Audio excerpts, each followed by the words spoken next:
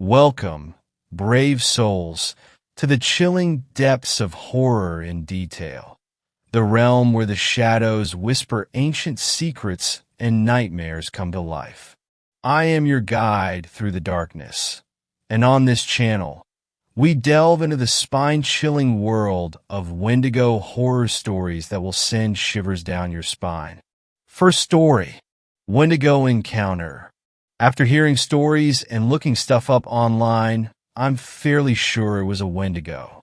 My son and girlfriend were attacked by something. We were camping up in the northernmost area of Washington. My girlfriend is incredibly superstitious, so she insisted we brought weapons. So I had my combat knife and a 12-gauge shotgun, and she brought a .22 rifle alongside a newly sharpened machete. Our son was just 3 years old at the time. She and I were set on edge from a park ranger, who seemed very tense and uneasy, who stopped us and instead of confiscating our weapons told us to be careful and stay safe, then sent us along our way to the camp. When we got there, we were informed that several visitors had spoken about some unnatural noises and a pale creature that would mimic voices and sounds of people who weren't talking or seeming to be distracted. I laughed and put the idea out of my mind, thinking to myself there's no way. They're fucking with us. But I knew better. So we then reached the area we were going to set up camp. We immediately got a fire ready to light and set up our tent and bags. I fed my son as my girlfriend ate a snack. We decided to get a lay of the area, so me and my girlfriend hiked around for about an hour or so. I had one of those baby-carrying backpacks, and my son started to get real heavy. Everything seemed normal until I saw something down the almost path we were on. We walked closer to investigate and saw drag marks. It looked as if someone had killed a buck. There was a whole outline in the dirt with a small dried pool of blood, as if someone grabbed it from the antlers and pulled. That wouldn't be possible for any man to do. The buck, or whatever it was, would have been way too big for that. Shaken, we rushed back to base camp and restarted the fire and hurried back into our tent. Too afraid to leave since it was dusk, by now we stayed inside the tent, and my girlfriend put our son to bed. Eventually, probably from the exhaustion of fright, we fell asleep. What must have been hours later, I awoke to a faint rasping sound that sounded like a child crying. I gazed outside in confusion and saw the outline of a creature that seemed to be a buck standing over something. It seemed to be about 20 feet away, but at a closer glance had unnaturally long limbs for a buck and was eerily tall. In sudden fear, I unloaded 2 shots into the creature and heard a loud blood-curdling sea. Our white-and-my girlfriend awoke screaming to the shots I had fired as I tried to explain what I had heard. To my surprise, the animal hadn't moved an inch. Then I noticed the stains on the side of the animal. It looked like blood was running down the edge, and lots of it. It stared at me deep into my eyes as I became petrified with fear. A sinister feeling of dread fell over me, as if it knew I couldn't move. I thought to myself, what if it starts to bolt towards us? Just then, this tall, decrepit demonic thing seemed to whisper something. I couldn't exactly tell what it was saying, but it seemed to have said, "I need more. Children." My girlfriend screamed, asking where our son was. We blacked out. In the morning, we awoke to park rangers at our campsite. We didn't see our son anywhere. We told the rangers that he was missing, and they started a search party. I explained what had happened, and strangely, they seemed to believe it. The one who seemed to be older by at least a decade pulled along the one we met earlier and whispered in his ear. I only heard a single line, and I'm not even sure if what I heard was correct. It sounded like he said, "It's getting bolder." They didn't seem to want us by ourselves, so they waited with us while they continued the search. We stayed in a log cabin for 3 days with a forest ranger. When suddenly some rangers came into the cabin saying they couldn't find our son. My girlfriend starts to sob. I started to hate myself thinking that I could have done something if I wasn't frozen in fear. We rushed outside only to find some injured and frightened police officials. The rangers wouldn't tell us anything of what happened or what they saw, or why the cops were scared shitless. All we know is that we don't have a son anymore. God help whoever goes into that forest next, and please, please don't bring your kids with you. Second story. What we saw in the woods. Why the hell would y'all even want to go out there? My grandmother would say in that thick Texan drawl before spitting a wad of dip into her snuff mug. She was like a firecracker, always startling you with a pop, even though you were the one who lit the match. My Grandpa Joe, a towering man with calloused mitts for hands, would grunt in assent and flip to the next page of his morning paper. I miss them. My brother Jesse and I are cleaning out their house after my grandmother passed, reminiscing on the mostly fond memories we shared. We were raised here, taken by our mother in the dead of night to flee the terrors of my drunken father. My father wouldn't find us in the vast countryside of Texas, and if he did stumble upon the needle in the haystack, he would have to answer to Big Joe, who preferred to settle disputes with his fists. My mom made the right call. Dad was never able to find us. Too many tiny towns like the one we escaped to. But if there's anything I've learned, the most evil things can happen in the smallest places. My grandparents left us the house, reopening a chapter in our lives that we desperately wanted to keep closed. I put it on the market and received a quick and generous offer, but only for the land. The house would be demolished, and our memories would be buried under wood and rubble. I think we'd prefer it that way. Behind the house is the vast East Texas forest, but our neck of the woods is a little different. Most folks from other towns use their woods. They hike, fish, or even camp in the beautiful landscape that only a higher power could have created. We don't go in ours. There's a small trail where you can let your kids play, but soon it ends abruptly, and you're staring at a long metal chain with a rusty sign, which firmly reads, "Keep out." No one really knows why the section of the forest is closed off. If you ask the city official, they'd say it's because the area is privately owned by a real estate developer, though no one can remember the company's name. There were rumors that several people went missing over the last 40 years because there are no trail markings maintained paths, and that's why we're not allowed to explore. There were also whispers that a commune of Pentecostals resided deeper into the forest, and that they valued privacy and the Second Amendment. The story is that the original church in town splintered back in the 1920s, and the other half set up their own community.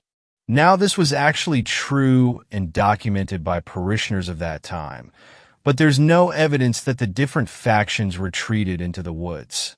It didn't stop rabble-rousers from claiming they had crossed the boundary and explored the other side.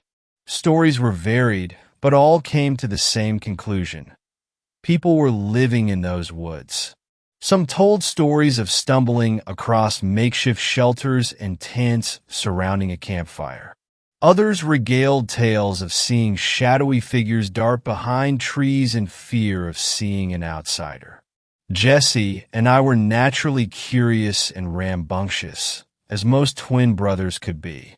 We scaled every inch of the trail, but reluctantly heeded our grandmother's warning of never venturing beyond the boundary.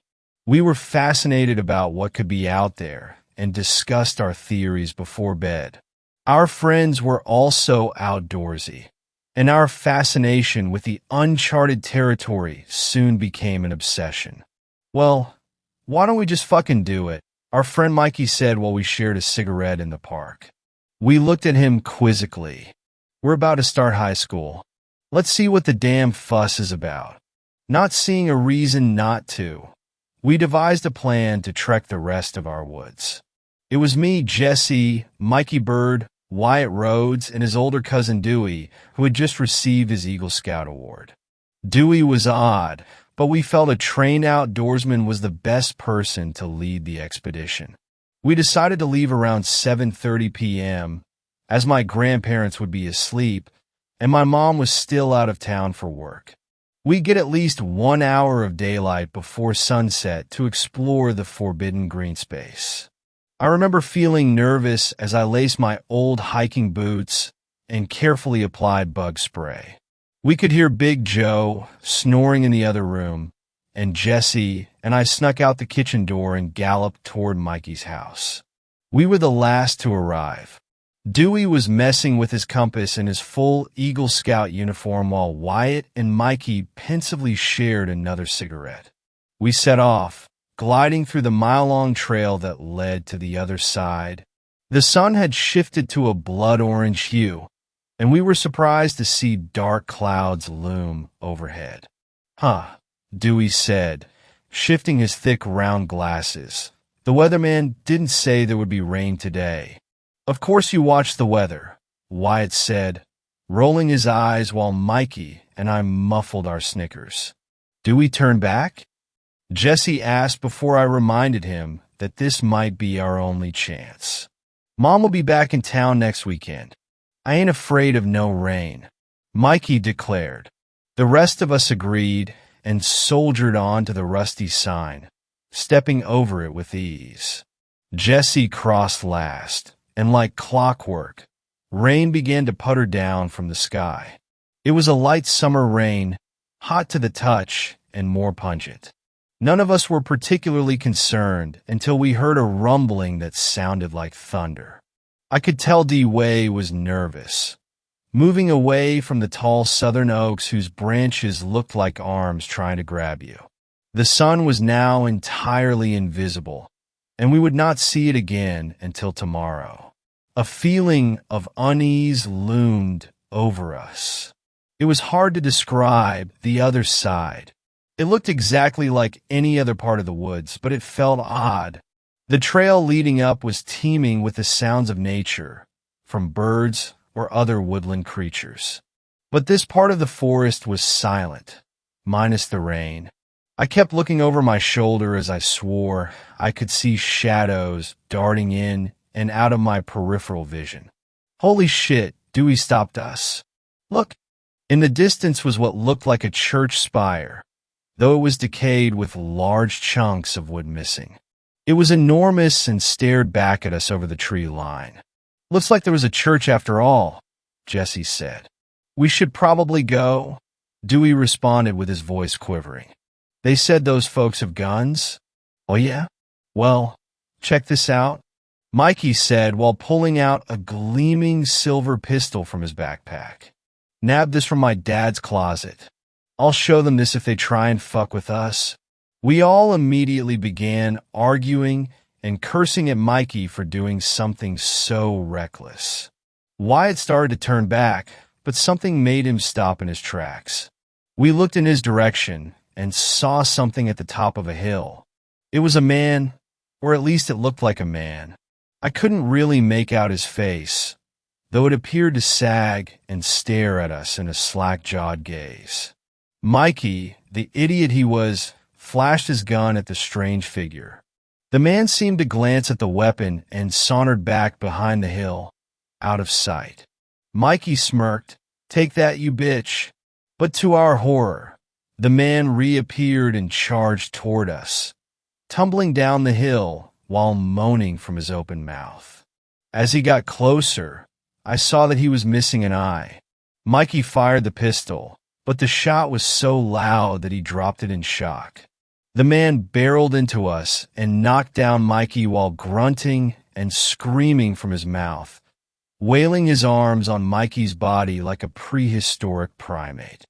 Dewey picked up his walking stick and smacked the man in the face before we darted deeper into the forest. My ears were still ringing when we collapsed in exhaustion in an unknown clearing. The tall spire was closer, and torrential rain slammed down on us. "You're an idiot, Mikey," Wyatt sputtered, digging his knuckles into the soaked earth. We all stood up to brush ourselves off, eager to return home. But there was one issue. Dewey was missing. We started to panic, screaming for Dewey's name into what seemed like the void. Dewey had everything we needed to get out of there in his backpack. Now we were alone, shivering and unable to see far ahead of us. After finding our way for a bit, we heard whistling. I didn't know the tune back then, but now I know it was in the Hall of the Mountain King. The whistling echoed loudly through the forest, and we noticed it was coming directly from the spire. We followed the melody until we reached the bushes to the spire's entrance. The spire was not connected to any building, and it looked like it had been moved by a crane and onto the ground. A makeshift doorway was cut at the bottom. We could hear muttering and banging from inside the tower. Lightning lit up the room behind the entrance. There was a silhouette of a large man in the entryway. His back was turned to us, but it became clear it wasn't the man who attacked us earlier. The man, whistling his tune, then walked around back with something slumped over his shoulder, revealing a tied-up Dewey with terror in his eyes. We crept toward the spire and tried to untie Dewey, but the knots were too thick, and Jesse and I quit the Scouts after 3rd grade. I remember the smell being terrible, like rotten eggs and spoiled meat. Mikey found a table saw nearby and began furiously cutting the ropes until we freed Dewey. "We have to go now," he screamed, and we tumbled out of the spire, only to be greeted by the massive man from earlier. He was wearing a full rain suit, and an old welder's mask was on the top of his head. I remember him chuckling and then whistling like my grandpa did when it was time for supper. The floodlight from the top of the entrance lit up. I looked around and saw various heads pop out from under the bushes, each with their faces contorted in either rage or horror. There must have been a dozen figures, but I'm not sure I would call them human. The beasts leapt toward us, and Jesse helped me to my feet as we barreled through the trees. The sound of screaming and agonizing groans followed us, and I was too scared to even look back but heard the shuffling of legs chasing after me. We kept running until Dewey tripped over the chain boundary. The rest of us toppled over him, with wet mud painting our faces. I whipped around and saw the reflections of a dozen eyes before they turned around and went back into the forest. We stayed on the ground for at least an hour, hyperventilating and cussing. I sat up when my heart rate finally slowed down and asked just what the hell had happened. Dewey, still exhausted, sputtered out what he saw. After hitting the man with his walking stick, an unknown figure grabbed Dewey, who put a funny-smelling cloth over his face, and he went unconscious. When he came to, he was tied to a metal pole and was staring at a wooden table with what looked like a mannequin lying on it. But Dewey soon realized it was a body. The figure returned and began muttering a language Dewey didn't understand. A flash of lightning hit the top of the spire and traveled down a wire to the table, causing the body to jolt and convulse before going silent. The man shook his head and left, and we came in to untie Dewey.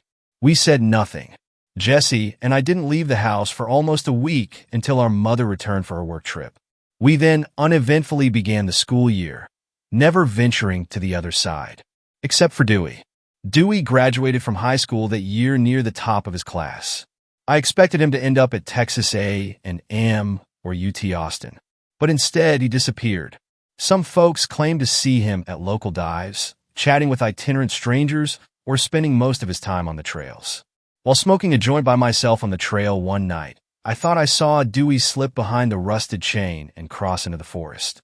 Curious as to what he was up to, I followed him. I kept my distance, but Dewey walked forward purposefully, not bothering to even look down at his shoe. Even though I was a little stoned, it didn't take long to realize where he was headed. The spire soon came into view, and Dewey slipped behind some bushes. I knelt down to look and saw him dragging trash bags into the tower's entrance. Following him was the gargantuan man with the welder's mask we saw last summer. I ran as fast as I could back home, In the morning, my grandparents found several dead birds neatly aligned on their porch. They blamed our cat, Archie, but it felt like a warning to me. I was never going back to those woods ever again. Until last night, while blowing off some steam with Jesse, we ran into our old pal Wyatt. After shooting the breeze, I asked if Wyatt had heard from Cousin Dewey. Wyatt grimaced and shook his head. Turned into a recluse after y'all left for college. Did some time in county lockup for trespassing at the local cemetery around 10 years ago. Haven't seen him since. Jesse smirked. He always was an oddball, wasn't he? Wonder what he's up to now. I had a feeling. That night, I couldn't sleep, tossing and turning, until I had a horrifying realization. Our grandmother was laid to rest in that cemetery. The ground was probably still fresh under her headstone. I flew back to my grandparents' house from our motel in my truck. I tore into the old shed and took the carbine Grandpa Joe kept from his time in Vietnam. I ensured it was clean and set off on the trail, soon reaching the rusted chain boundary. I crossed the other side, feeling like I was stepping into a new dimension. The forest went silent, seeming untouched from when we were children. I carefully made my way toward the spire, gripping my grandfather's gun until my knuckles turned white. I think I hear faint whistling in the distance. I know I am being watched. I know I am being followed. Third story. Whistler or Wendigo in Georgia. It's been almost 2 years, and I still can't get it out of my head. That whistle. Growing up in the mountains of North Georgia, camping and hiking were things me and my brother did so often it was second nature. So anytime Ryan and I had a break from school, we would head straight for the woods. We packed our gear, let our parents know where we were going, and that was that, no questions asked. We decided to camp about midways through Jack's River Trail in the Cohutta Wilderness, and it's a trail we knew fairly well, as we had used to a few times before to practice long hikes. We arrived at the trailhead around lunchtime, parked the car, got our gear out, and headed into the woods. We passed a few hikers as moved along, and asked them how the trail looked, and the answer was always the same, wet. Jack's River Trail probably crossed the river 50 times as it went along its 17-mile-plus journey, and with the colder temperatures of late fall settling in, it was harder for the trail to stay dry.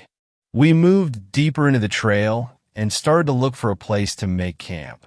This is where Ryan and I made our first mistake.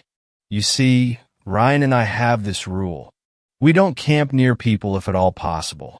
Call us paranoid, but the last thing we want is for someone to drag us out of our tents and into the woods never to be seen again.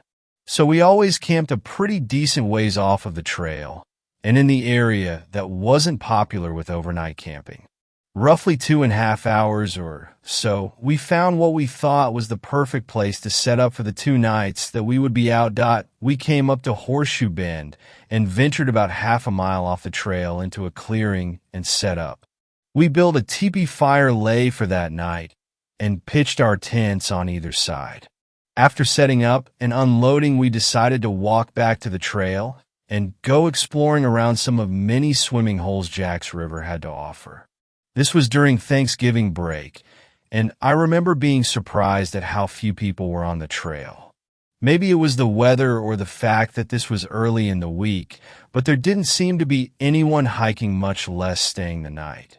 Around 5 o'clock, Ryan and I headed back to camp to start our fire, make dinner, and settle in for the night. As soon as the sun began to set, the cold rushed in. We added more wood to the fire, sat close, and just enjoyed conversation. Ryan was 2 years behind me in school.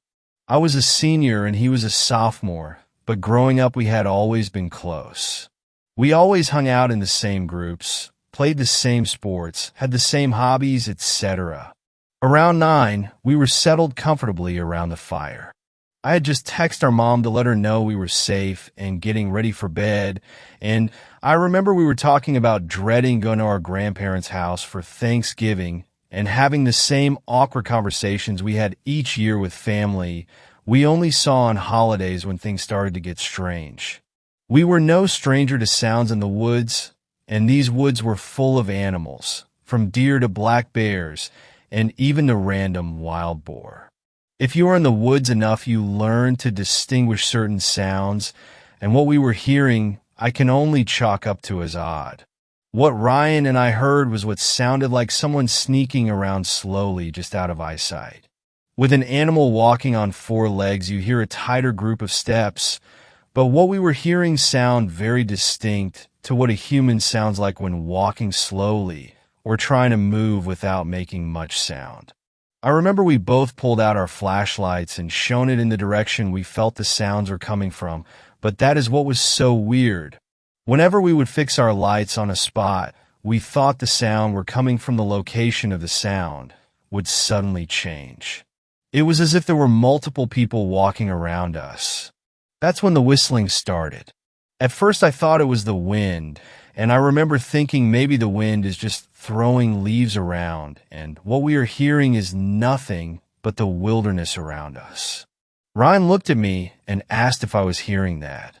I didn't answer and was trying to focus hard on each individual sound. 2 consecutive notes with roughly a 3 to 4 second gap, and then 2 more consecutive notes. Over and over again.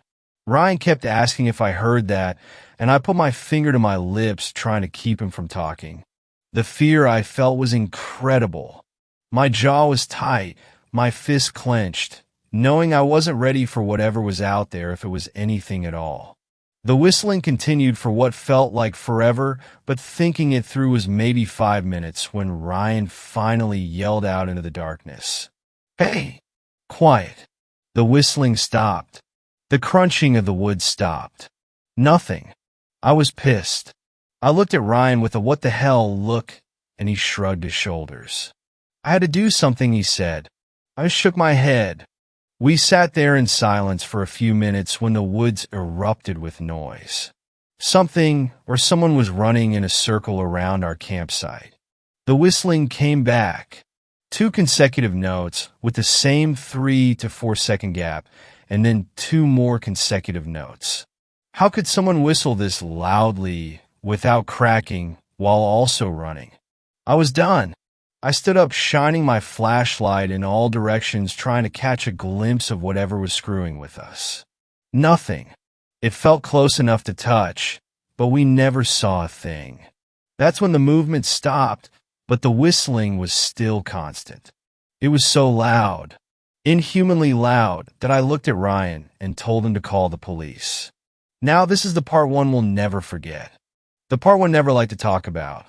While Ryan was on the phone with the dispatcher and telling them our location and what was going on, I stepped around the fire towards my tent. Inside my bag, I had a 6-inch fixed blade that I always carried and thought I would feel a bit more comfortable with it in my hand more than just my flashlight. That is, I want to unzip my tent, trying to keep my eyes toward the woods. I heard some movement directly in front of me. I swept my light up in front of me, and for maybe 2 seconds I saw it. Whatever this person or thing was, it was about 5 feet up in a tree. Everything about it was long. Its arms, legs, neck, fingers, everything. And it was fast. As soon as the light hit, it launched backwards off of the tree. I heard it land, but it either jumped an impossible distance or landed in a thicket because I heard it but never saw. I don't think I have ever yelled so loud. I ran back to where Ryan was and sat down. He kept asking me what I saw, but I couldn't answer. I just kept thinking about what I saw. Maybe 10 minutes later, we saw a couple of flashlight beams coming through the woods, and about 3 guys came into view asking if everything was okay.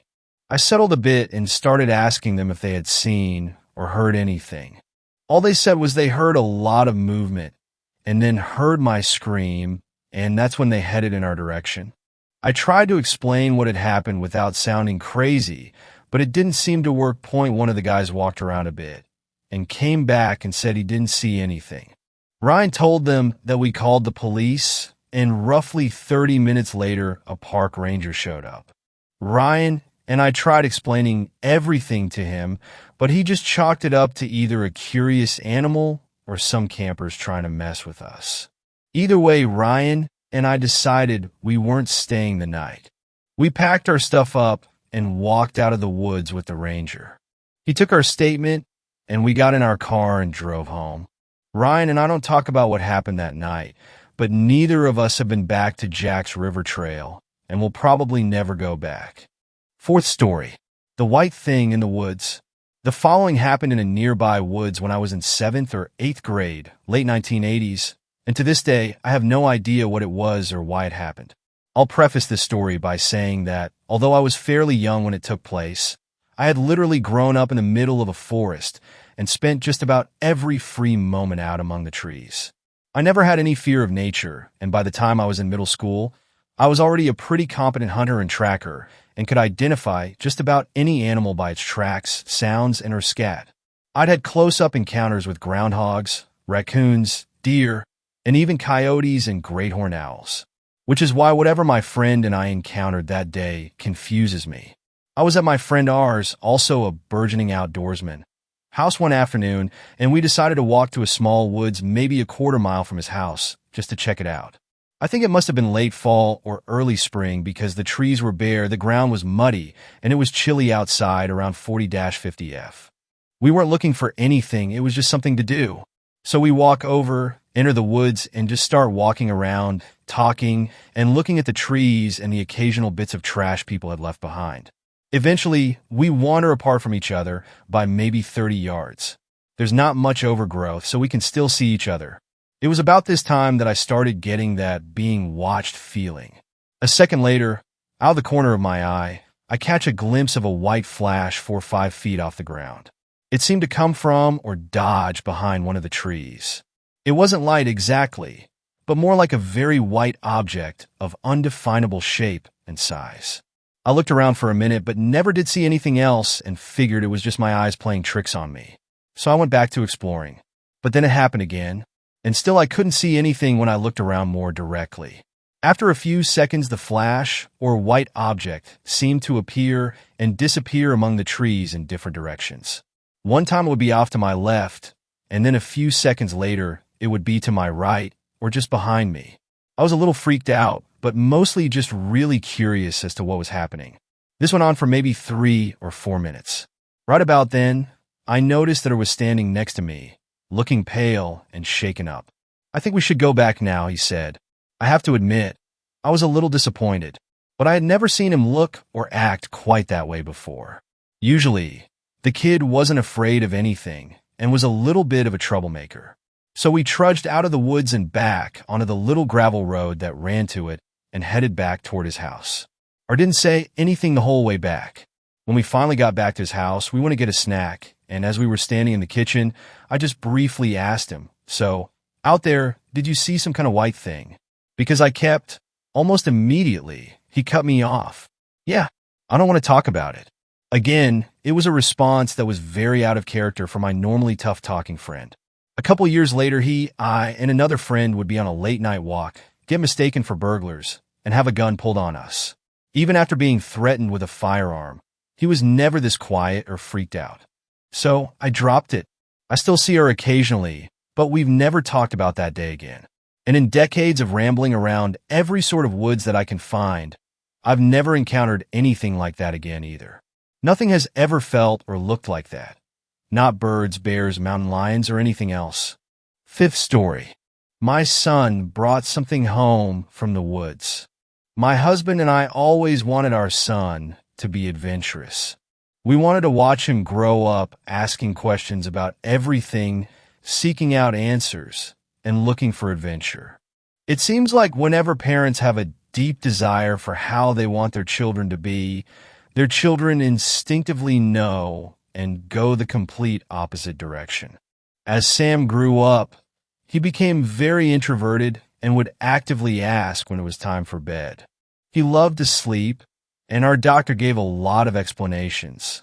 All the illnesses had been checked and crossed out before he said, "I think he just likes to get away from reality.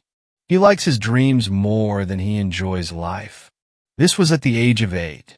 This actually depressed us as parents. What could be so wrong, so uninteresting about his life that he would come home and just sleep? The doctor recommended that we plan family activities that were geared towards him as a way to engage him in life.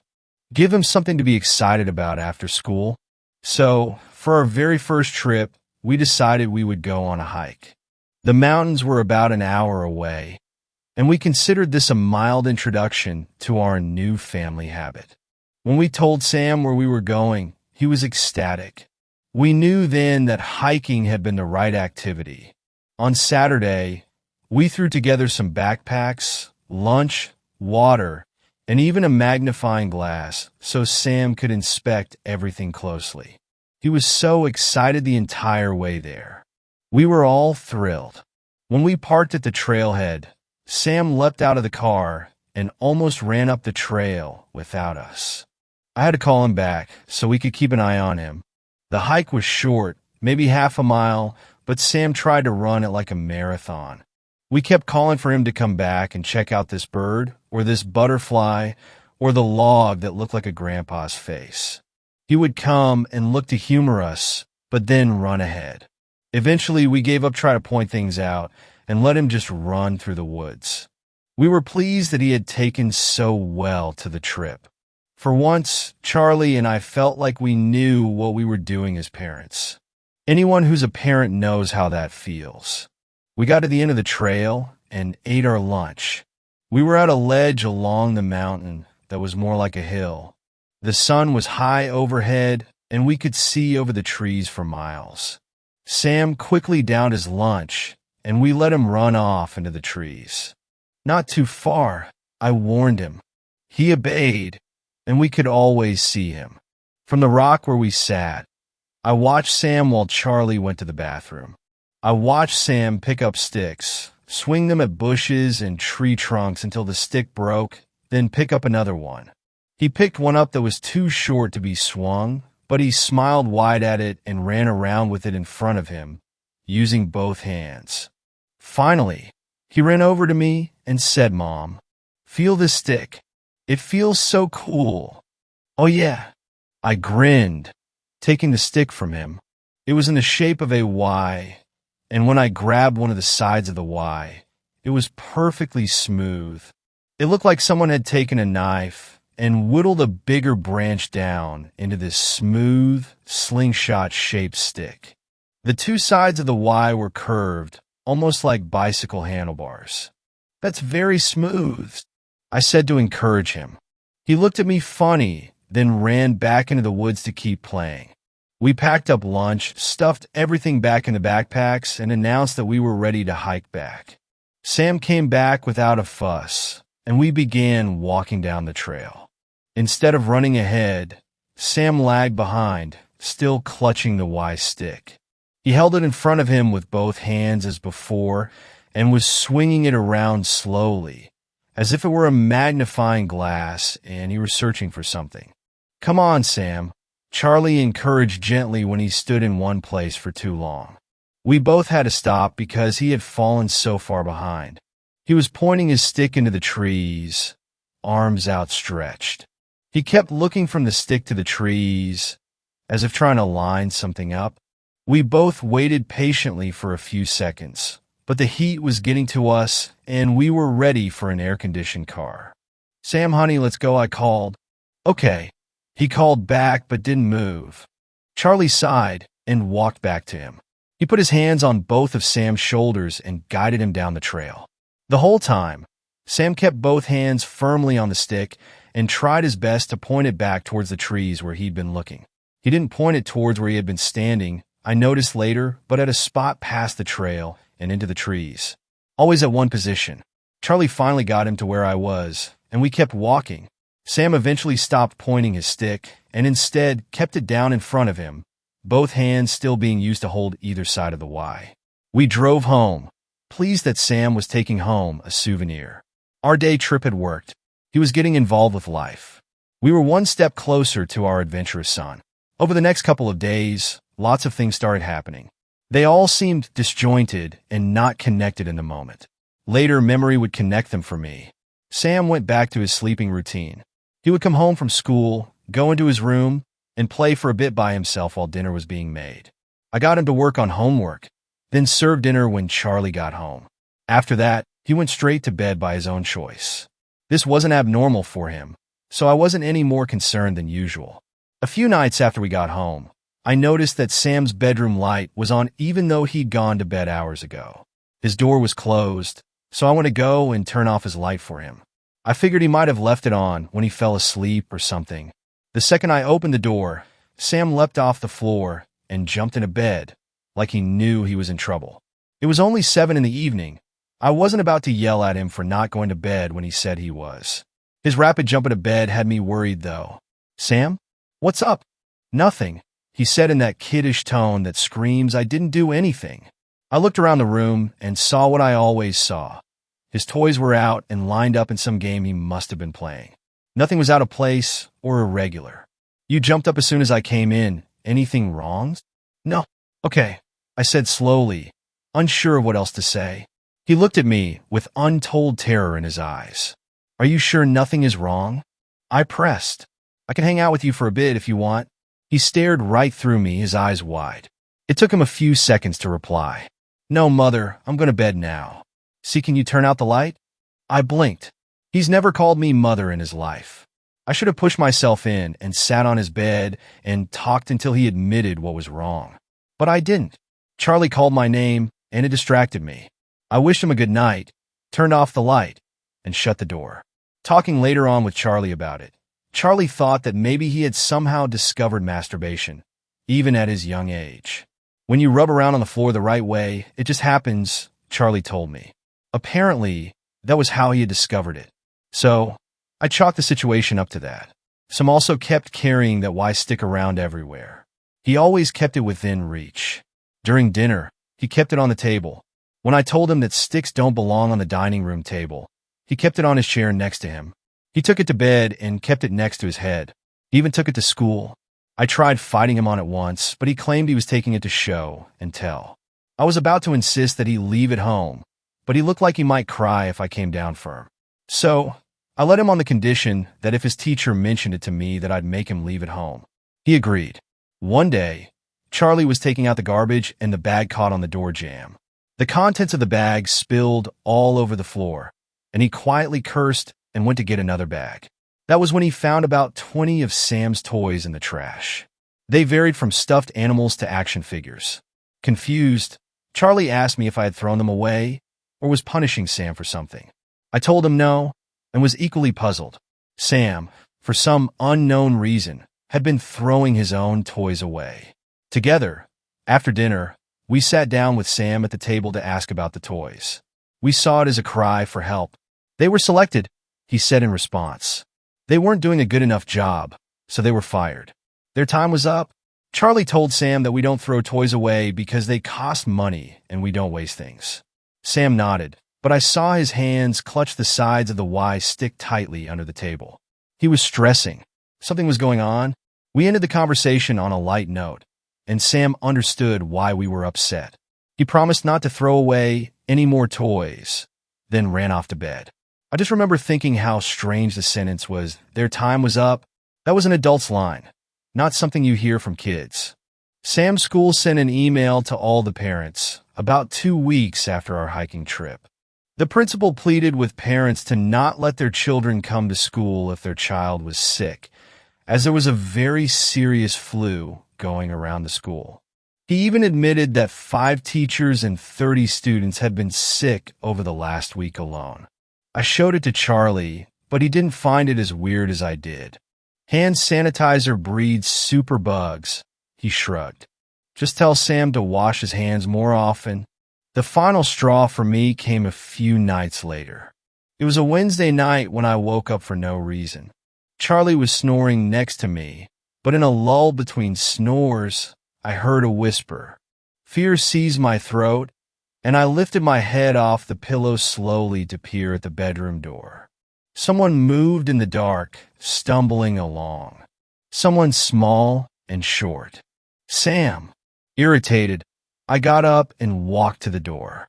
I saw Sam skip away, as if he were crossing a field of spiders and was desperate not to get any on his shoes. "Sam," I whispered, walking out after him. I turned the corner into the family room, but he wasn't there. I heard bare feet race across the kitchen floor, and that made me angry. The little shit was hiding from me. I walked through the family room and noticed that the clock on the wall was way louder than usual. Or maybe I was hypersensitive because I was exhausted. When I entered the kitchen, Sam was facing me.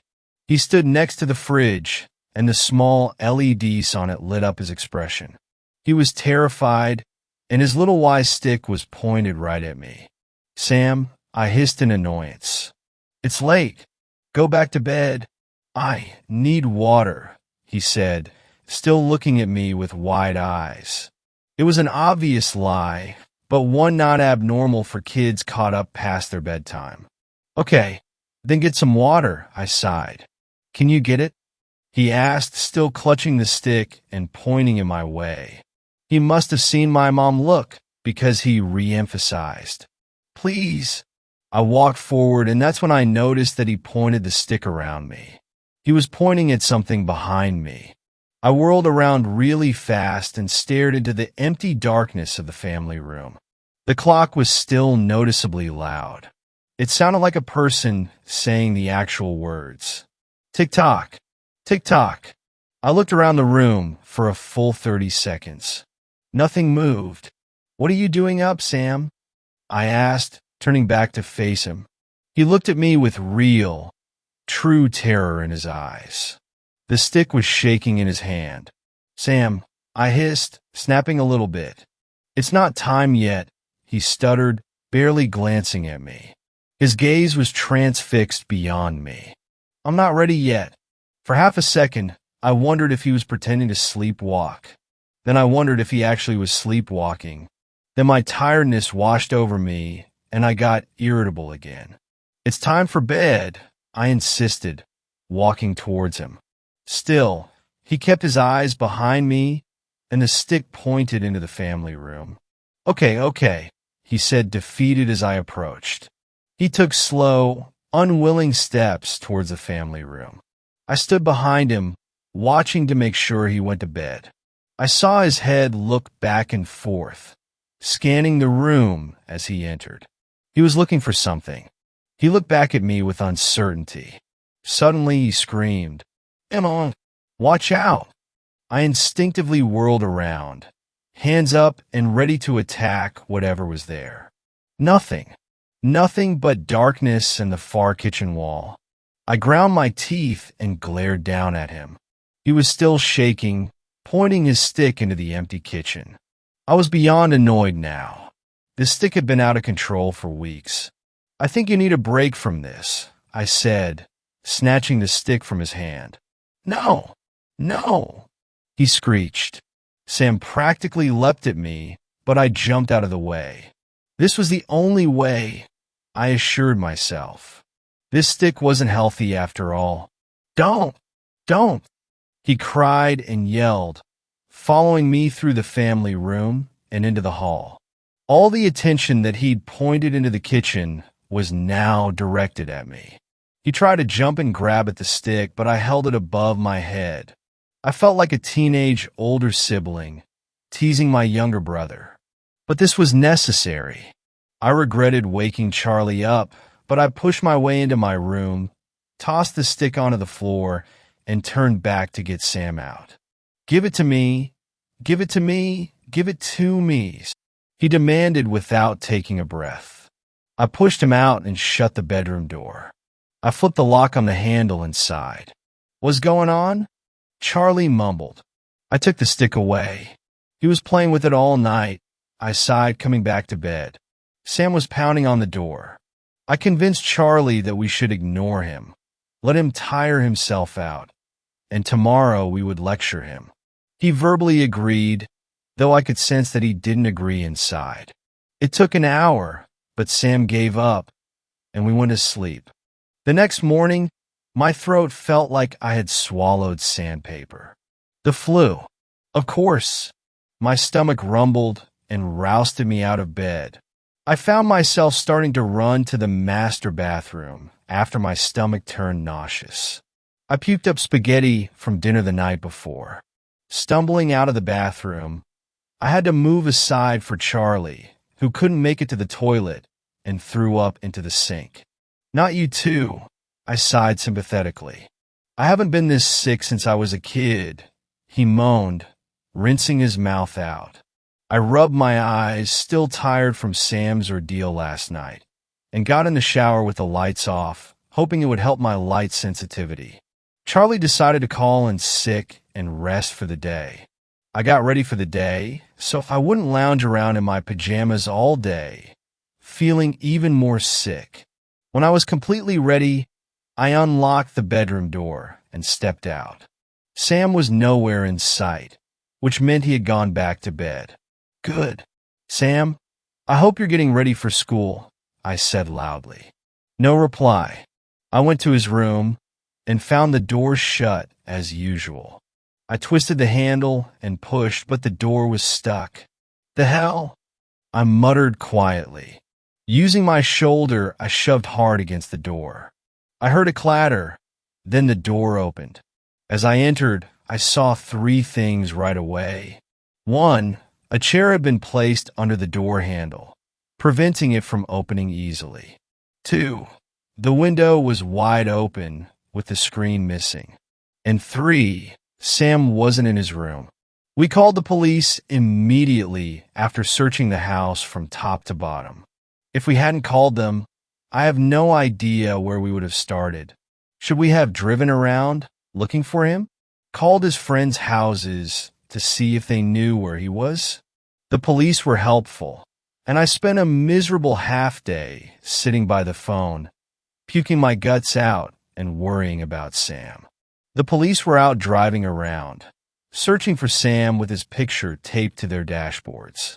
Charlie was dead asleep when I wandered into the bedroom, debating lying down, but I couldn't sleep while Sam was missing. The sickness would let me, of course, but the guilt of falling asleep while this was going on was too much. I saw the stick, which had landed partially under the bed when I threw it last night. All this because of a stick? Maybe the doctor was wrong. Maybe he did have something wrong with him, but it was mental, psychological. Maybe instead of a doctor, we should take him to a psychologist. In an attempt to stay awake, I decided to search the house for the 15th time. This time, I carried the stick with me. Sam, I said, loud enough to be heard while I walked through the family room, kitchen, and to the stairs. Maybe he was hiding in the storage room downstairs. Maybe behind a few boxes. Sam, I said again, I have your stick. I'm sorry I took it. Please come out. Mommy is really worried. You aren't in trouble. I descended the stairs, and halfway down I thought I heard him reply. It was faint, far away. The words were impossible to make out. Sam, I cried desperately, spinning around on the stairs to try and figure out if he was upstairs or downstairs. Out of the corner of my eye, I saw a leg dart around the corner at the bottom of the stairs towards the storage room. My hunch was correct. I sped down the stairs and turned the corner. The door was closed. I tried to twist the handle, but he had locked it. Sam, honey, open the door, please. I pleaded while reaching for the key at the top of the door frame. When he didn't unlock the door, I stuck the key in and twisted. The door popped open to reveal our pitch-black storage room. The room was in the middle of the house and had no windows. It contained our water heater and the control system for the heat and AC. The room was so large, though, that Charlie had built shelves for us to keep our seasonal decorations, our camping supplies, and extra food and water. Sam, I said more quietly, feeling uneasy. Something about the room was getting to me. How does the clock tick, Mother? Sam said from somewhere in the room. I froze. The word mother made the hair on the back of my neck stand up. Something's not right. Something's not right. Sam, see, come on out now, I stuttered. Light spilled in from the doorway, but it didn't illuminate enough of the room for me to search. I slowly stepped toward the center of the room, where a string hung down from a single bulb in the ceiling. With one hand, I kept a hold of the stick. With the other, I reached out to search for the string. I couldn't see it, but I knew it was there somewhere. Suddenly, The door slammed shut, and at that exact instant, my hand brushed against hair. Long, greasy hair my shoulder height. Sam wasn't that tall. The hair was tangled and long. I yelped and jumped back, startled by the door and the hair simultaneously. Sam giggled. Do you know how the clock ticks? It came from my left, along the wall. The hair had been to my right. What else was in here with us? I was paralyzed. I couldn't see a damn thing. My phone was upstairs, so I couldn't use that as a flashlight. The ceiling light was somewhere in front of me, and the door was somewhere behind me. Every time I started to reach out, I remembered touching the greasy hair and recoiled. Charlie! I called upward, hoping he could hear me, hoping he was awake. Tick-tock, tick-tock, Sam said again.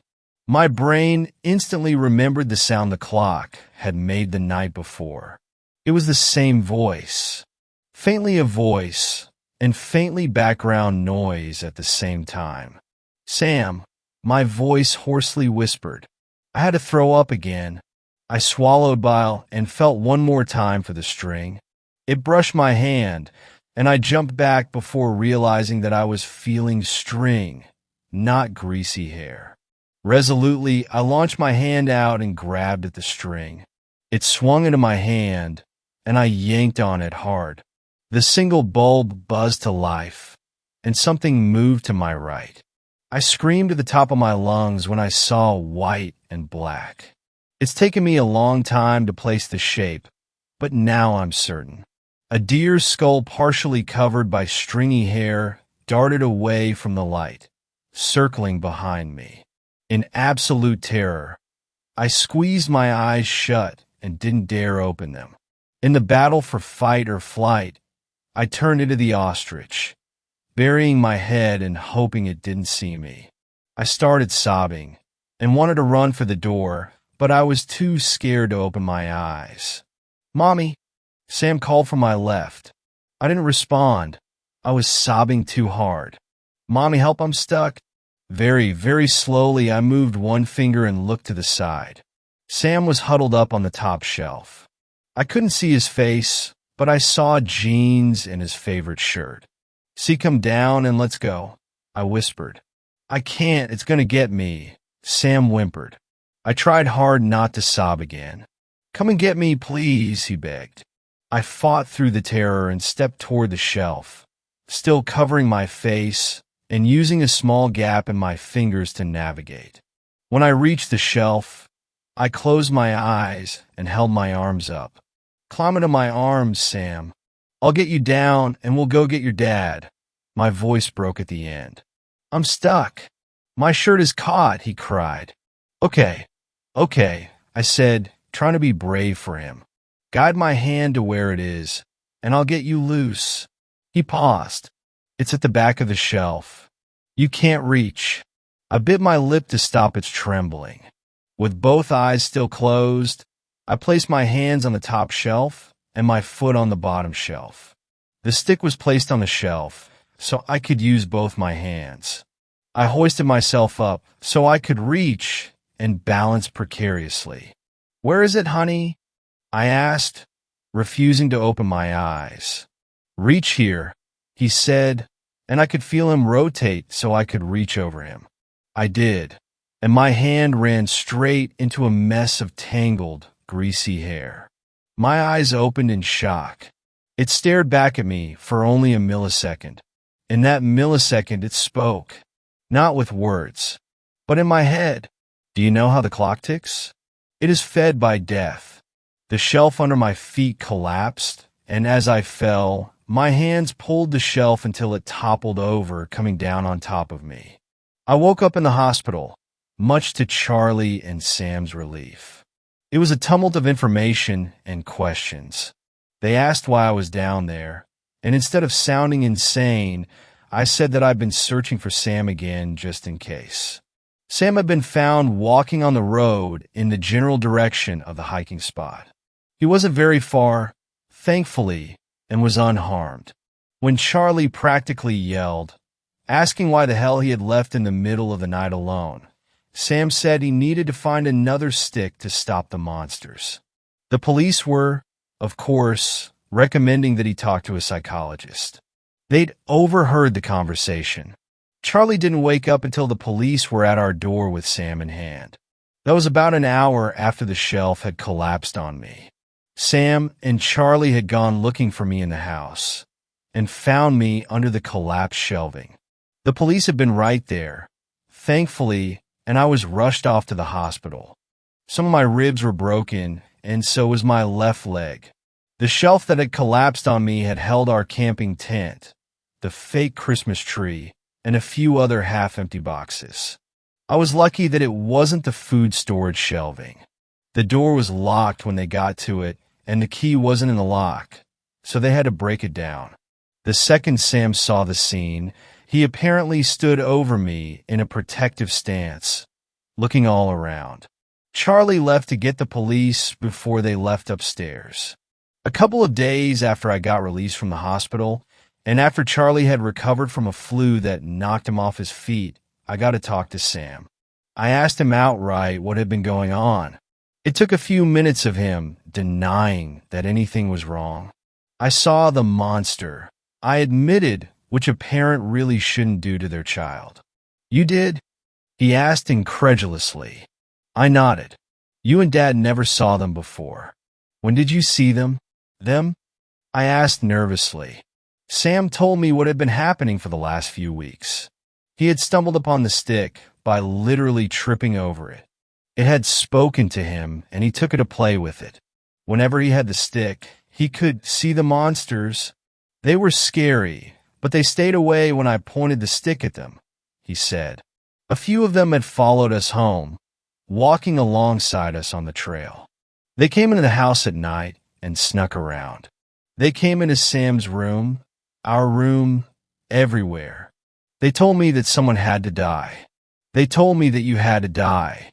So, he offered the monsters toy sacrifices to satiate their hunger. But they were unsatisfied. Whenever I didn't have the stick, I could feel them try to grab me. But they stayed away whenever I had the stick. They kept telling me that your time was up. Whose time? Yours, Mommy. They sat with him at night and changed TikTok at him. They tried to convince him to put the stick down. They offered him candy that the big, blurry man pulled out of thin air. At school, they followed him and said they would hurt people until he put away the stick. 5 teachers and 30 students got the flu while they threatened that. He held onto the stick as often as he could and patrolled the house at night to keep them out of my room. That was until I took the stick. Apparently, he had grabbed the stick from a skeleton in the woods.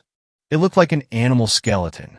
He had seen another one just like it when he got the first one, so he was going to go back and get the second one so the monsters would stop smiling. One had followed him on the streets, he said, but now they were all gone. And after looking through the mess of the collapsed shelving, so was the stick. Sam told his psychologist about our conversation. His psychologist told me very angrily that I should not have admitted anything like that because it fed into his delusions. He was being looked at for possible schizophrenia. I'm thinking I should be tested too. How else do I explain everything that happened? One detail stands out that I can't explain. I had unlocked the door to the storage room and left the key in the handle. So why was the key found dangling from the light bulb string? Thanks a lot for watching the video till the end. Subscribe to our channel Horror in Detail. Drop your opinions/suggestions in the comment section and like the video as it helps with the YouTube algorithm.